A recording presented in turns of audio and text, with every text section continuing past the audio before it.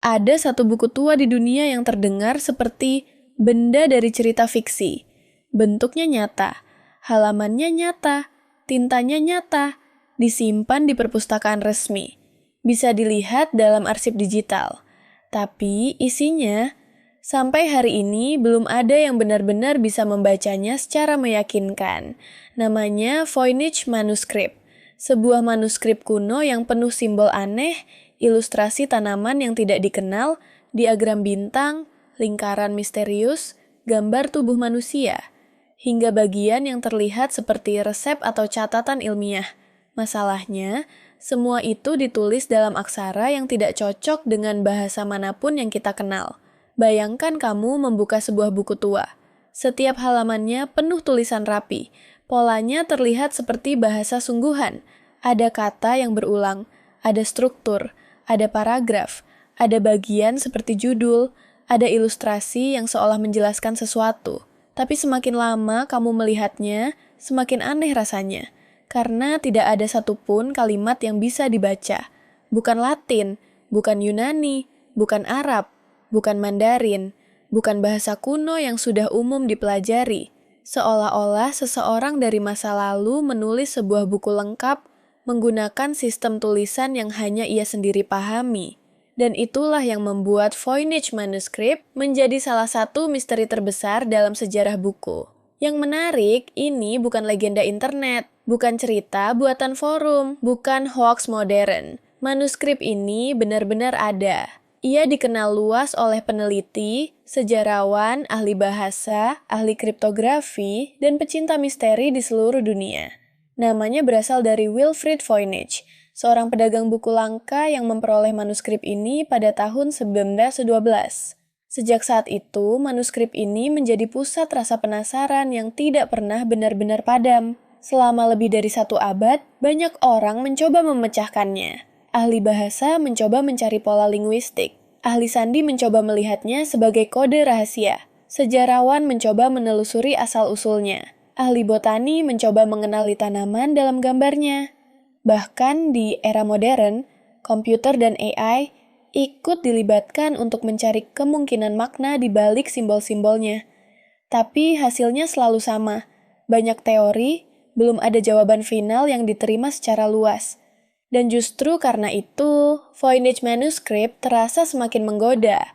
Karena biasanya, semakin maju teknologi, semakin banyak misteri lama yang bisa dijelaskan. Foto bisa dianalisis, dokumen bisa dipindai, tulisan tua bisa dibandingkan dengan jutaan data bahasa. Pola bisa dicari oleh algoritma. Tapi buku ini tetap bertahan, seperti teka-teki yang tidak mau dibuka. Pertanyaannya bukan hanya apa isi buku ini. Pertanyaan yang lebih aneh adalah kenapa seseorang membuat buku sepanjang ini, serapi ini, sedetail ini?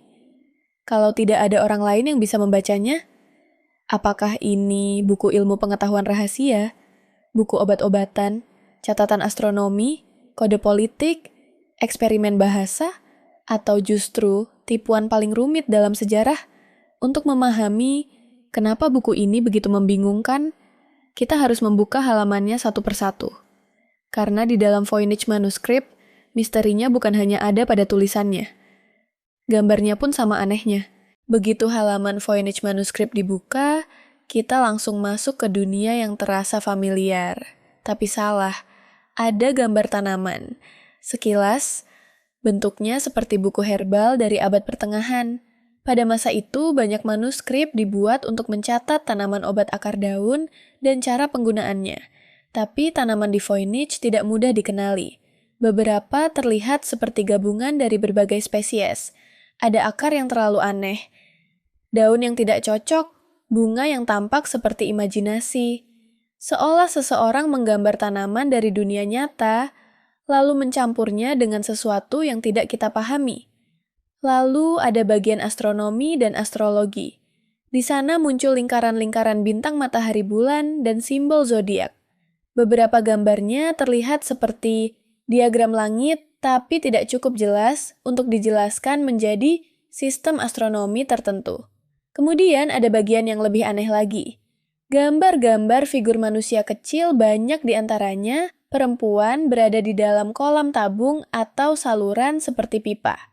Beberapa peneliti menyebut bagian ini bagian biologis atau balneologis, karena terlihat berhubungan dengan tubuh cairan atau ritual mandi, tapi maknanya tetap tidak pasti. Ada juga halaman lipat berisi diagram kosmologi yang rumit. Lingkaran besar bentuk seperti peta jalur-jalur yang saling terhubung, seolah menggambarkan alam semesta atau struktur dunia.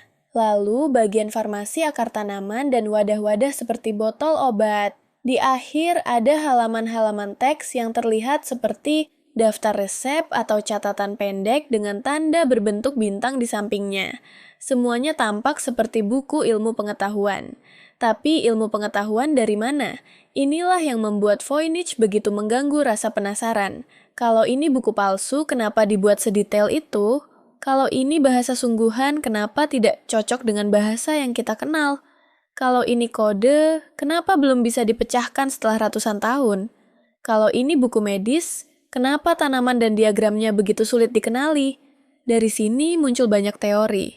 Teori pertama Voynich adalah tulisan dalam bahasa alami. Yang belum dikenal, mungkin bahasa minoritas bahasa yang hilang, atau bahasa yang ditulis dengan aksara buatan. Masalahnya, tidak ada bukti kuat yang menghubungkannya dengan bahasa tertentu. Teori kedua ini adalah cipher atau teks yang disandikan simbol-simbolnya bukan bahasa langsung, tapi hasil pengubahan dari teks asli. Masalahnya, cipher biasanya meninggalkan pola yang bisa dibongkar, dan pola Voynich sulit cocok dengan metode sandi klasik. Teori ketiga ini, bahasa buatan seseorang mungkin menciptakan sistem tulisan sendiri, lengkap dengan aturan internal mirip eksperimen bahasa pribadi. Tapi kalau begitu, untuk siapa buku ini dibuat? Teori keempat ini hoaks, mungkin seseorang membuat buku yang terlihat ilmiah dan misterius untuk dijual mahal, menipu bangsawan, atau menciptakan kesan pengetahuan rahasia. Tapi teori hoaks juga punya masalah. Membuat ratusan halaman tulisan palsu yang terlihat memiliki pola statistik seperti bahasa bukan pekerjaan sederhana, apalagi dilengkapi ilustrasi kompleks yang konsisten secara visual. Jadi, setiap teori punya daya tarik dan setiap teori punya lubang. Itulah kenapa Voynich manuskrip tidak pernah benar-benar selesai dibahas.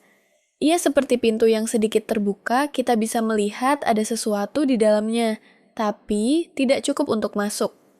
Di era modern, banyak orang berpikir kalau manusia gagal, mungkin komputer bisa menyelesaikannya. Mungkin AI bisa mengenali pola yang tidak kita lihat. Mungkin machine learning bisa membandingkan simbolnya dengan ribuan bahasa. Mungkin algoritma bisa menemukan struktur tersembunyi. Tapi ternyata masalah Voynich tidak sesederhana memasukkan gambar ke komputer lalu menunggu jawaban instan. Di zaman sekarang, kita hidup di era ketika AI bisa menerjemahkan bahasa, mengenali wajah, membaca tulisan tangan, membuat gambar, menulis kode, dan menemukan pola dari data dalam jumlah sangat besar. Jadi, wajar kalau banyak orang berpikir, kalau Voynich manuskrip hanya berisi pola, seharusnya AI bisa memecahkannya. Tapi justru disinilah masalahnya. AI bisa sangat kuat dalam menemukan pola, tapi pola tidak selalu sama dengan makna. Misalnya, AI bisa melihat bahwa simbol tertentu sering muncul di awal kata. Simbol lain sering muncul di akhir. Ada kata yang berulang. Ada struktur yang tampak seperti tata bahasa. Ada bagian yang berbeda antara halaman tanaman, zodiak, dan resep. Tapi mengetahui pola bukan berarti mengetahui arti. Bayangkan, kamu menemukan buku dari peradaban yang hilang. Kamu tahu, simbol A sering muncul setelah simbol B. Kamu tahu simbol C jarang muncul. Kamu tahu, satu rangkaian simbol muncul di banyak halaman.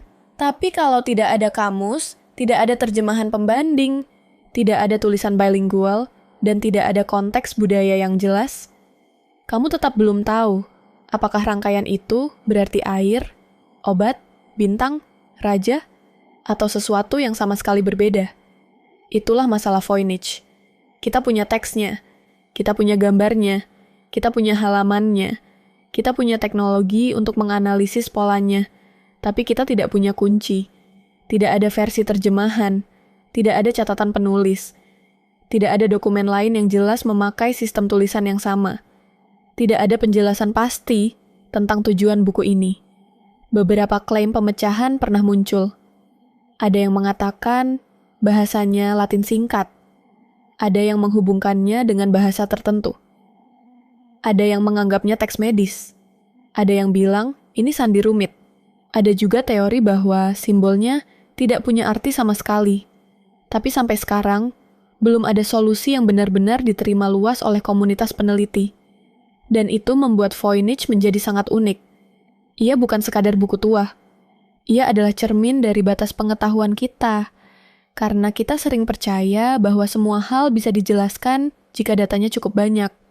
Tapi Voynich menunjukkan bahwa data saja tidak selalu cukup. Kadang, kita punya semua gambar, semua halaman, semua simbol, tetapi tetap kehilangan konteks yang paling penting. Mungkin suatu hari, seseorang akan menemukan dokumen lain yang memakai aksara serupa. Mungkin ada arsip lama yang belum dibuka. Mungkin ada catatan sejarah yang selama ini terlewat.